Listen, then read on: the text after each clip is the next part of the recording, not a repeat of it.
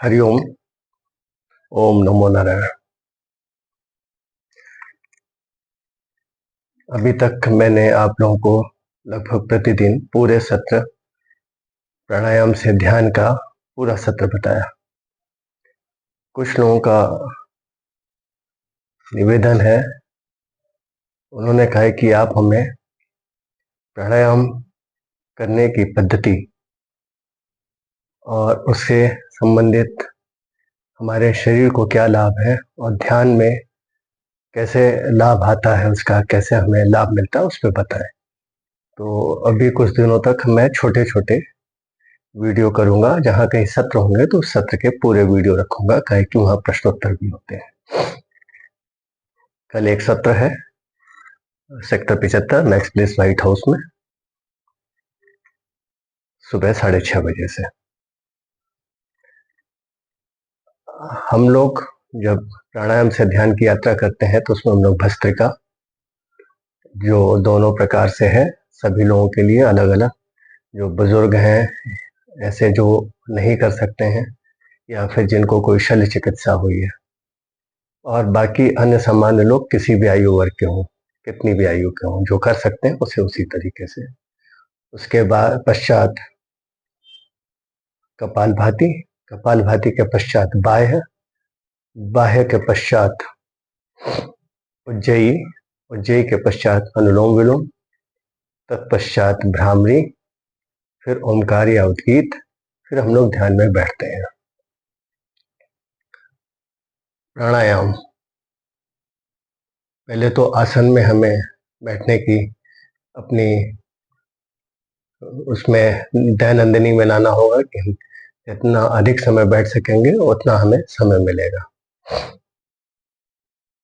उससे पूर्व यम और नियम आते हैं, जिसको मैं बता चुका हूँ, पूर्व के सत्रों में आप देख लें, वो ज्यादा हितकर होगा। प्राणायाम को कल बताया, प्राण को आयाम देना, प्राण को एक दिशा देना, उसको एक माप देना कि मेरे को कैसे करना है, क्या दिशा पानी है। तो प्राणायाम करने के लिए आपको सीधा रखना है, बैठना है, पूरा का पूरा जो मेरु रज्जु है, स्पाइनल कॉर्ड बिल्कुल सीधी रहनी चाहिए, आपकी रीढ़ की हड्डी बिल्कुल सीधी। सीधा बैठेंगे तो आपके अंदर जितने भी प्रवाह है उसका संकेत बराबर शीघ्रता से मिलता रहेगा। और ये सारे प्राणायाम जब हम करते हैं, मैंने कई बार बोला, आज इसकी पुनरावृत्ति है, सूक्ष्म रूप से बात करूंगा कि कोई भी प्राणायाम करना है तो हमें सांसों पे पूर्ण ध्यान रखना, हमेशा सांसों के साथ रहना है। कहाँ से? आज्ञा चक्र से। whenever we are doing any pranayam, we have to be with our breath, and we have to be with our breath from our Agya Chakra. Today's session will be focused on how to do pranayam, its benefit, and how it takes us to dhyan. And this is as per the request of few of the viewers of the video. So for next few days, I'll be coming with the videos which will be based focused on this. And tomorrow there is a session. Whenever there is a session, those total session videos will be shared with you all, because there will be certain question answers. As I told, we have to be totally focused on our breath. We have to be with our breath by being at Agya Chakra, always at Agya Chakra, because it activates the whole body system. And from here we get the path to our pratyahar, from breaking away from the things which are worldly or which are diverting our attention, and we'll be focused inside on our indriyas and mana. आज्ञा चक्र पे हम इसलिए ध्यान देते हैं क्योंकि हम जो बाहरी जो चीजें हैं, बाहरी वातावरण जो आता रहता है हमारे विचारों में, हमारे इंद्रियों के उससे, तो हम उसको नियंत्रित करके अपने इंद्रियों को अंदर की तरफ लेकर के आ सकते हैं और लेकर के आते हैं। उसका सूत्र सांसों के साथ आज्ञा चक्र पे स्थिर रह करके, आज्ञा चक्र पे स्थिर रह करके बीइंग फोकस्ड ऑन आज्ञा चक्र, why it is every time being told, because it triggers the total brain. When it triggers, the brain gets into auto working mode, the way it has to work, and then only you get the path from Pratyahar. Then you start accepting the new things, because this new journey which has started, then you start getting the knowledge, the things more clear. Whatever you do with lot of clarity, with commitment and full involvement, because you have gone to another level. Now, this Agya Chakra also activates the glands mainly responsible for triggering all the glands inside the body. The glands which are there in the head, skull, are pituitary gland, pineal gland, hypothalamus, along with thalamus, and these glands secretes hormones and the chemicals which are essential as per the requirement at that moment of time. And that's why we have to be focused on our Agya Chakra. If we have to correct our body, we have to give, think, feel like that. All the instructions are like that, that all the body parts are getting cured, healed. You are getting free of all the illnesses, any type. And that type of hormones and chemicals will be released and will be triggered to other glands. साथियों, हम अपने आज्ञा चक्र पे इसलिए बार बार कहते हैं कि हमारे जो मस्तिष्क सर है, इसके अंदर 3 महत्वपूर्ण ग्रंथियां हैं, pituitary, pineal, hypothalamus with thalamus. जब हम उस पर ध्यान देते हैं तो ये ग्रंथियां सक्रिय हो जाती हैं और बाकी अन्य ग्रंथियों को सक्रिय करती हैं और उसके अनुसार वो कार्य करना प्रारंभ कर देती हैं। और हम वहाँ पे ध्यान दे सकते हैं कि हमें क्या पाना है, हमारे शरीर की समस्त व्याधियों को, हमारे शरीर के कोई भी रोग है, किसी भी प्रकार की व्याधि है, उसको दूर करना, तो उसके अनुसार मस्तिष्क के अंदर, सिर के अंदर स्थित, कपाल के अंदर स्थित जो ग्रंथियां हैं, उस हिसाब से उसके अनुसार हार्मोन्स या रसायनों का स्त्राव प्रारंभ करती हैं और वो हमारे शरीर के अन्य ग्लैंड्स को उसी के अनुसार प्रेरित करती हैं कि वो उसके अनुसार रसायनों का निष्कासन आपके शरीर में दे, निकाल करके अपने अंदर से उसको बनाए, जिससे कि आपके अंदर की व्याधियां दूर हो। तो आज हम बताएंगे कपालभाति कैसे करते हैं, भस्त्रिका और कपालभाति। भस्त्रिका में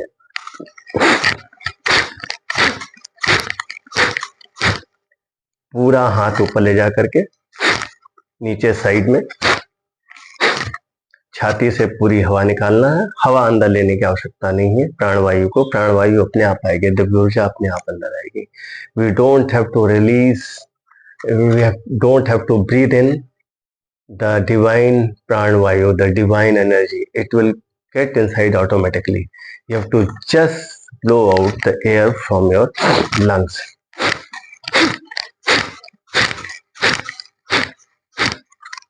Those who cannot do like this,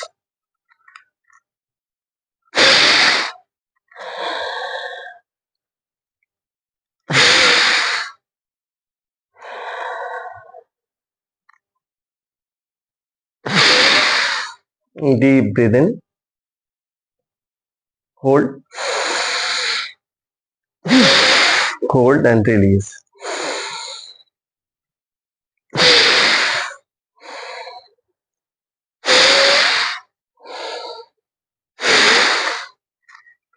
By this, when you do, you get lot of divine energy which will activate all part of your body inside, all the chakras, all the kosha. It will start getting it activated. And then we go to Kapalbhati.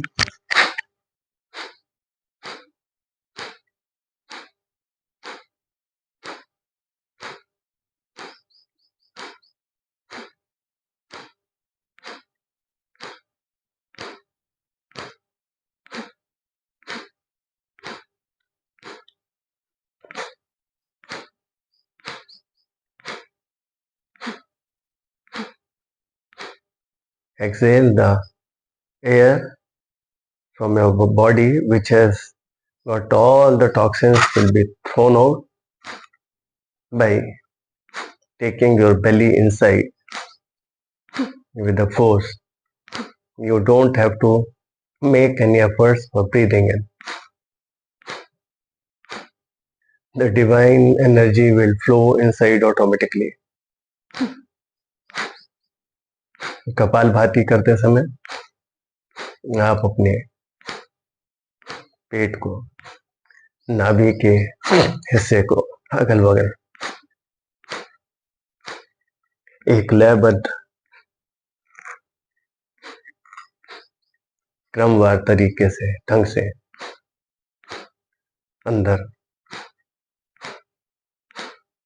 निश्चित सामर्थ्य अनुसार, निश्चित आवृत्ति अनुसार अंदर की तरफ लाएंगे. अंदर की जितनी विषाक्त हवा बाहर की तरफ निकलेगी. प्राणवायु जो दिव्य ऊर्जा से भरी उसको अंदर लेने की आपको कोई प्रयास नहीं करना है, स्वतः अंदर आ जाएगी.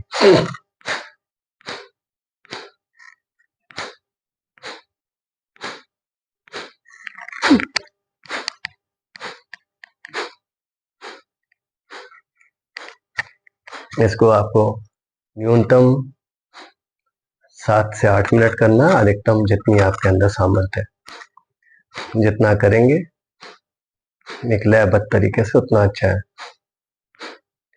पहले आप इसको 1 मिनट में 60 से 90 की आवृत्ति रखें. 60 से 90 के बीच में. जब आप इसको करने में अभ्यस्त हो जाए तो इसको 120 तक गति बढ़ा दें, आवृत्ति, और इसको फिर शनय शनय 180 तक.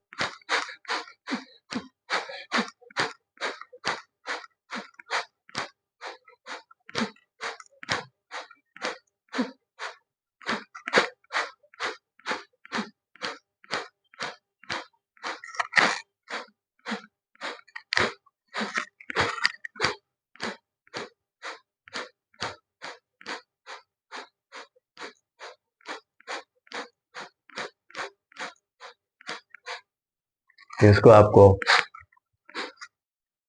करना है. उसके पश्चात आज आपको अनुलोम विलोम के बारे में मैं बताऊंगा. Now I tell about Anulom Vilom. Kapalbhati, as I have already shown in Hindi, I have told the frequency you can increase slowly up to 180 times per minute when you start being comfortable after practice of continuous practice of Kapalbhati. But it has to be done in a very systematic, rhythmic manner. You have to focus on your breathing, on the pranayama. Now we are coming to Anulom Vilom. Always it has to be started from left nostril. Always. The best suggestion is always be with your right hand. even if you are lefty. If you are lefty, still you have to start with your left nostrils only. Left nostril. The one cycle of Anulom Vilom is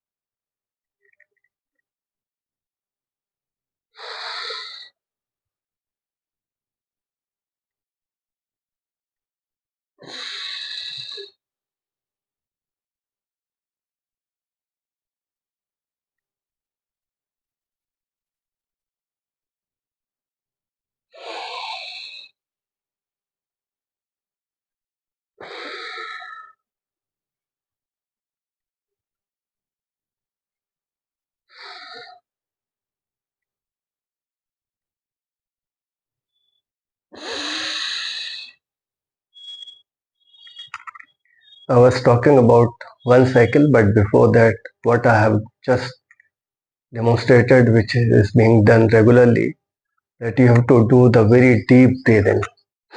The longer you take, the better it is. Hold it for some time. Then breathe out as deep as you can. Hold it there. Then breathe in from your right nostril back as deep as you can. Hold it. Then breathe out as deep as you can. Hold it. That is one cycle. Let's do again.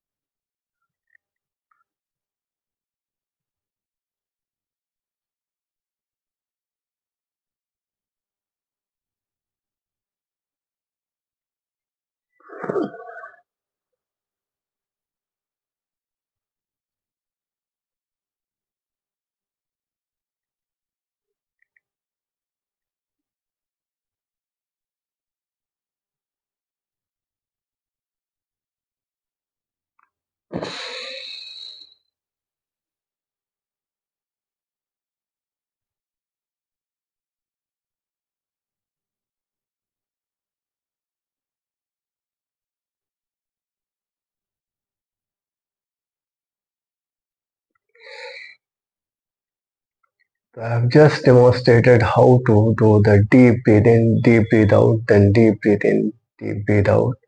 You have to start with right left nostril,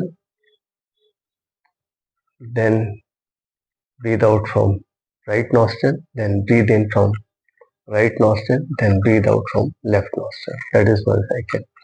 हमने अभी अनुलोम विलोम किया, उसमें जैसा अभी मैंने दिखाया कि हम लोग अनुलोम विलोम सदैव बाईं नासिका से प्रारंभ करेंगे, पूरी गहरी सांस लेंगे, फिर एकदम वहां थोड़ी देर रुकेंगे, फिर गहरी सांस छोड़ेंगे, जितना गहरा छोड़ सकते हैं, फिर गहरी वहां छोड़ करके रुकेंगे, फिर गहरी सांस लेंगे और फिर उसको वहां रोकेंगे, फिर वो गहरी सांस वहां बाई नासिका से छोड़ेंगे। ये एक आवृत्ति हुई, एक चक्र। प्रारंभ में इस चक्र को करने में आप 1 मिनट में 60 बार, फिर 45 बार, फिर 30 बार पे आए। जितना अच्छा अभ्यास करेंगे, जितना गहरा लेने का, रोकने का, छोड़ने का, रोकने का, फिर लेने का, फिर रोकने का, फिर छोड़ने का, फिर रोकने का, एक चक्र। ये आप 1 मिनट में पहले 60 बार, फिर 45 बार, फिर 30 बार तक अभ्यास करते करते लेकर के आइए। जब आप इस तरीके से करते हैं तो आपकी जितनी भी कोशिकाएं हैं वो अंदर से पोषित और ऊर्जित होती हैं, क्योंकि आप दिव्य ऊर्जा ले रहे हैं, divine energy. It will give energy and divine power to each and every cell, to the core of it, that is to the mitochondria level, and it will activate the glands in your skull, and that will start releasing the hormones and chemicals which are required for your body to cure itself. Your all the medicine is in your body, which starts from the skull. And if you want to experience it, you experience. Do it for 27 days, and after 27 days doing, you give me the results, what you have felt in your body, the difference, the change. आप जैसा मैंने बताया समस्त प्राणायाम और सारी क्रियाएं 27 दिन तक सतत करें. 27 दिन पूरी निष्ठा से अपनी सांसों के संग रहते हुए. अब आप आधा अधूरा करेंगे तो कोई लाभ नहीं मिलने वाला है. If you do it half heartedly, you are not going to get any benefit. Many people are doing it for years together, they are not getting any benefit because they are not doing it correctly. If you don't do it correctly, it will not give any result. Like driving the vehicle in a reverse gear will never help you in reaching your destination. Rather, it can cause accident. तो गाड़ी सही दिशा में चलाएं, अपने वाहन को सही दिशा में चलाएं. विपरीत दिशा में चलाने से दुर्घटना ही संभावित है. नहीं तो आप अपने लक्ष्य तक नहीं पहुंचेंगे, तो निश्चित है. तो हम लोग सही दिशा में सही तरीके से चलें, लाभ मिलेगा. चलिए आज का ये वीडियो इतना ही. बाकी पूर्ण के जितने वीडियो उन्हें देख करके पूरा प्राणायाम ध्यान करें, और ये सबके लिए, आपके लिए, समाज के लिए, प्रकृति के लिए सर्वोत्तम होगा. कोई भी प्रश्न, कोई भी संशय आप उसमें कमेंट में डालिए और लिखिए, और धीरे धीरे इसका एक सजीव भी लेकर के आएंगे, जिसके लिए मैंने अपने पूर्व के वीडियो में डाला हुआ है व्हाट्सएप का लिंक. उससे जुड़ें और जुड़ करके बता दें कौन सा समय सबसे उपयोगी है, आपके लिए उचित है, और जिसमें सबसे अधिक मांग होगी उसे प्रारंभ किया जाएगा. I have given the WhatsApp link in previous videos. I'll try to put in the new ones also, upcoming ones also. Join the WhatsApp group. What else you want, give in the comment. So let's meet again. Hari Om.